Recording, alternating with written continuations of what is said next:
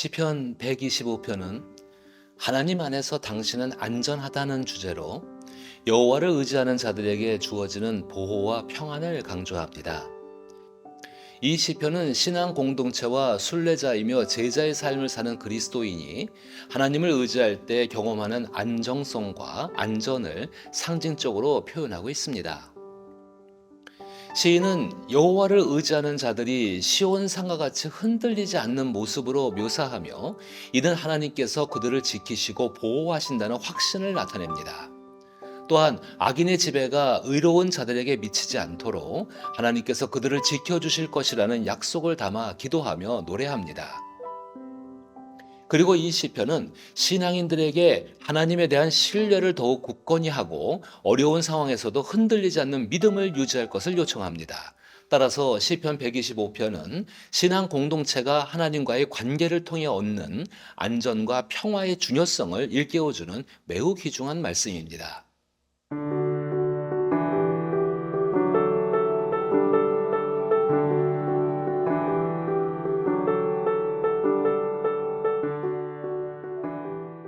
어떤 한 사람이 있습니다. 그는 하던 사업이 망하고 그로 인해 아내와 이혼하게 되었으며 경제 범죄로 수배를 당하고 노숙 생활을 하게 되었죠. 게다가 심각한 병에 걸려 즉각적인 치료가 필요한 상황인데 그 와중에 자녀의 비극적인 자살 소식까지 듣게 됩니다. 정말 절망적인 상황이죠. 그래서 그는 하나님을 알고 있다고 여겨지는 목사님에게 가서 이렇게 물어봅니다. 하나님을 믿는다면 제 삶이 나아질 수 있을까요? 그의 질문을 떠올리면 마음이 아픕니다. 하지만 그를 감싸고 계신 하나님의 시선을 생각하면 전하고 싶은 메시지가 생깁니다. 시편 125편을 통해 하나님을 믿으면 정말 내 삶이 나아질까 하는 희망을 품고 싶지만 희망조차 느낄 수 없는 이들에게 단순히 희망을 가져라라고 말하는 건 부족하죠. 대신에 하나님은 너를 품고 계시며 너는 그 안에서 안전하다는 사실을 전할 수 있습니다. 이는 우리가 순례자의 삶을 통해 희망을 찾고 이루는 것이 아니라 하나님께서 우리의 존재를 안전하게 지켜주신다는 것을 알려주기 때문입니다. 그럼 이제 시편 125편이 하나님 안에서의 안정성에 대해 어떻게 이야기하고 있는지 함께 살펴보도록 할까요? 시편 125편은 여호와를 의지하는 자라는 명확한 표현을 통해 개인이 자신의 삶의 현실로 인해 종종 간과하는 중요한 사실을 상기시킵니다. 이 시편이 추가적인 설명 없이 모든 이가 갈망하지만 스스로는 얻기 어려운 안전 그리고 평안이 하나님으로부터 주어진다는 메시지를 전달합니다. 예루살렘을 방문하는 순례자들은 누구나 예루살렘 성의 아름다움을 감상할 수 있는 특별한 경험을 하게 되는데요. 이 성은 시온산 위에 위치한 난공불락의 요새로 수많은 적의 공격으로부터 안전하게 방어할 수 있는 비밀은 바로 이 시온산의 독특한 지형에 있습니다. 예루살렘 성은 이 지역의 7개 산 중 하나에 세워져 있고 나머지 6개의 산이 시온산을 둘러싸고 있어 성의 안전성을 더욱 확고히 해줍니다. 팔레스타인 지역에서 자주 발생하는 지진에도 불구하고 예루살렘 성이 튼튼하게 유지되는 이유는 시온산이 지진의 영향을 받지 않는 강한 바위로 이루어져 있기 때문이죠. 저는 예루살렘의 이런 특성은 인간의 손이 아닌 하나님께서 예루살렘 성이 세워지기 전부터 의지할 사람들을 위해 미리 준비하신 거라고 생각됩니다. 하나님은 항상 미리 준비하시는 선한 성품을 지니신 분으로 그를 의지하는 사람들과 함께 하시며 그들의 안전을 위해 필요한 모든 것을 예비해 두십니다. 이에 저는 시인이 묘사한 예루살렘 성의 지리적 특성을 비유적으로 표현한 하나님께서 주시는 안전의 의미를 이 시편 125편을 통해 탐구합니다. 시편 125편은 하나님께서 보장하시는 안전에 대해 이론적이거나 논리적인 설명을 하지 않습니다. 대신 산으로 둘러싸인 예루살렘 성의 이미지를 통해 하나님으로부터 오는 견고한 안전함 그리고 그로 인해 형성되는 안정된 상태와 평안함을 전하고 있죠. 이런 표현을 통해 예루살렘 성이 시온산에 세워진 것은 창조주 하나님에 의해 이루어진 것임을 알려주고 이 지식을 바탕으로 창조주 하나님께서는 우리 자신의 존재 또한 안전하게 지키신다는 믿음을 심어주고자 합니다. 하나님께서 보장하시는 안전은 사실 하나님의 보호를 의미합니다. 하나님을 의지하고 자신의 운명을 그분께 맡기며 하나님의 말씀을 따라 올바른 삶을 살고자 하는 삶과 신앙의 순례자들은 악인의 폭력이나 횡포에 휘말리지 않도록 보호받습니다. 그래서 순례자들은 여러 위험과 불안한 요소 가운데에도 하나님이 기뻐하시는 삶을 계속해서 이어갈 수 있는 힘을 얻는 것이죠. 이런 환경을 만들어 주시는 분이 바로 하나님이신데, 이것을 시인은 시편 125편 3절에서 이렇게 말하고 있습니다. 악인의 규가 의인들의 땅에서는 그 권세를 누리지 못하리니 이는 의인들로 하여금 죄악에 손을 대지 아니하게 함이로다. 이 구절을 조금 풀어보면 의인이 정당한 삶을 살기 위해서는 악인의 폭력과 횡포가 없어야 한다는 의미로 해석할 수 있습니다. 그리고 히브리어에서 동사가 주어를 포함하고 있는 점을 생각해 보면 악인의 권세와 횡포를 제거할 수 있는 분은 오직 하나님 한 분이라는 게 분명하죠. 그러나 그렇다고 해서 시편 125편의 시인이 항상 안전하고 안정감, 평안을 누리는 삶을 살았다고 볼 수 있을까요? 그렇게 보기에는 좀 단순한 생각일 수 있습니다. 인생은 늘 예측할 수 없는 다양한 변수들이 항상 존재하기 때문에 그렇게 간단하지 않죠.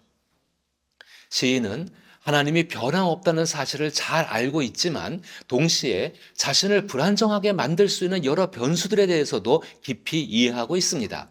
특히 갑작스럽거나 서서히 다가오는 육체의 죽음은 시인이 해결할 수 없는 중요한 변수로 작용합니다. 주 예수님께서는 우리가 인생에서 마주하는 예측할 수 없는 변수들에 대해 하나님의 보호하심을 강조하셨습니다. 요한복음 17장 11절과 15절에서 그 의미를 잘 보여주고 계십니다. 나는 세상에 더 있지 아니하오나 그들은 세상에 있사옵고 나는 아버지께로 가옵나니 거룩하신 아버지여 내게 주신 아버지의 이름으로 그들을 지켜주시고 우리와 함께 하나가 되게 해 주시옵소서. 내가 간구하는 것은 그들을 세상에서 데려가시려는 것이 아니라 오히려 악에 빠지지 않도록 지켜주시기를 바라는 것입니다. 예수님은 제자들과 그를 믿는 이들을 위해 기도하셨습니다. 우리는 이 기도를 통해 인간이신 예수님의 영성을 볼 수 있습니다. 일반적으로 영성이라고 한다면 내면의 한 상태로서 심리, 정서적인 상태, 굉장히 추상적이며 하나의 관념적인 것으로 생각하기 쉽습니다. 그러나 이 기도를 통해 보여주신 그리고 당신의 삶을 통해 드러내신 예수님의 영성은 하나님과 함께 살아가는 사람들이 일상에서 하나님을 향해 드러내야 할 구체적인 삶의 모습을 담고 있습니다. 이러한 영성을 키울 수 있는 기반은 바로 하나님의 보호하심 때문입니다. 이 시편 125편의 3절 또한 마찬가지입니다. 하나님을 의지하며 그 보호하심을 체험하는 시인의 영성을 잘 드러내고 있습니다. 이 시인의 영성은 현실을 향하고 있습니다. 그가 처한 현실에는 악인의 규, 즉 악인의 권세가 존재하고 있으며 여기서 악인의 권세는 단순히 악한 독자자의 권력만을 의미하는 것은 아닙니다. 악인의 권세는 마음에서 시작해서 의식주, 관계, 재물, 명예, 목적, 성공 등 다양한 형태로 나타납니다. 또한 악인의 권세는 어떤 형태로든지 이걸 하지 않으면 너는 죽게 될 것이라는 식으로 사람들의 숨통을 조이며 악의 세력으로 끌어들이기도 합니다. 이러한 현상은 우리가 살아가는 일상에서 계속해서 반복적으로 일어나는 일들입니다. 하지만 의인들의 땅, 즉 하나님의 경계 안에서 자신의 운명을 하나님께 맡긴 사람들은 마치 예루살렘 성 안에서 자신들이 어떤 위험과 위협에도 안전함을 누렸듯이 우리 자신의 영혼과 삶 또한 세상의 악으로부터 보호받는다는 사실을 깨닫게 됩니다. 이러한 시인의 영성은 선하신 하나님의 인격, 즉 성품이 하나님 경계 안에서 살아가는 사람들을 안전하게 지켜준다는 믿음을 바탕으로 하나님께서 선대하는 삶을 살겠다는 결의를 새롭게 합니다. 그리고 하나님은 그런 삶을 살아가는 이들에게 죽음 앞에서도 평강을 허락하십니다. 이는 예수님께서 제자들과 장차 믿게 될 우리를 위해 기도하셨던 바로 그 평강입니다. 이제 4절과 5절을 통해 주께서 주시는 안정감을 사는 모습을 생각해 볼까요?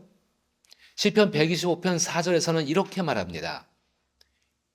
여호와여 선한 자들과 마음이 정직한 자들에게 선대하소서. 그리고 5절에서는 자기의 굽은 길로 치우치는 자들은 여호와께서 죄를 범하는 자들과 함께 다니게 하시리로다. 이스라엘에게는 평강이 있을지어다 라고 말합니다. 여기서 시인은 하나님께서 선대하시는 사람과 그렇지 않은 사람을 대비하고 있습니다.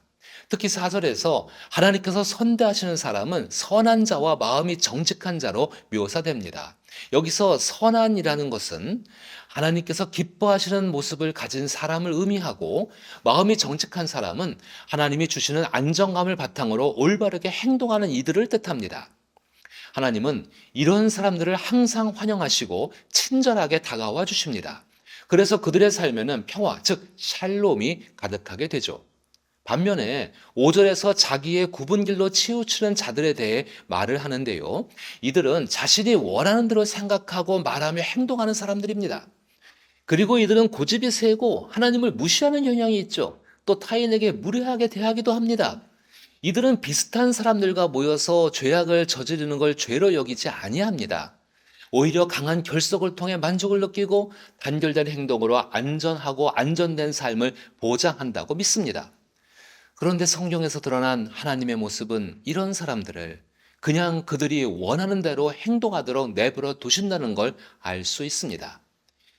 여기서 오해하지 말아야 할 것은 하나님의 선하신 성품이 이들을 외면한다는 것이 아니라 오히려 이들의 완고한 마음이 하나님께서 주시는 회개의 기회를 놓치게 만드는 원인이라는 사실입니다. 하나님은 언제나 회개할 기회를 주시지만 그 기회를 받아들이지 않는 것은 결국 개인의 선택이라는 것이죠.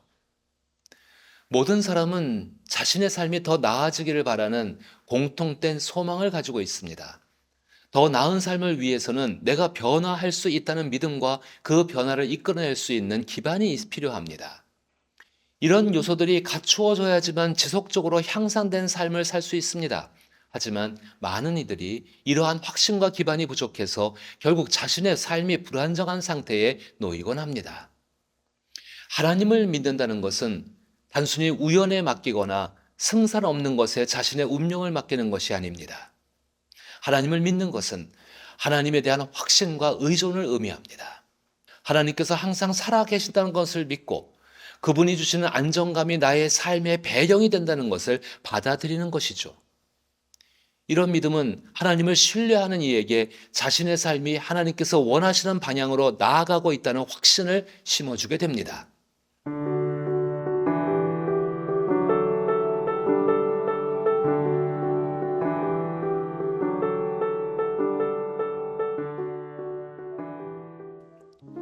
시편 125편은 하나님과의 관계 속에서 영성을 잃고 개인의 이익을 추구하는 신앙인과 교회에 도전적인 질문을 던집니다.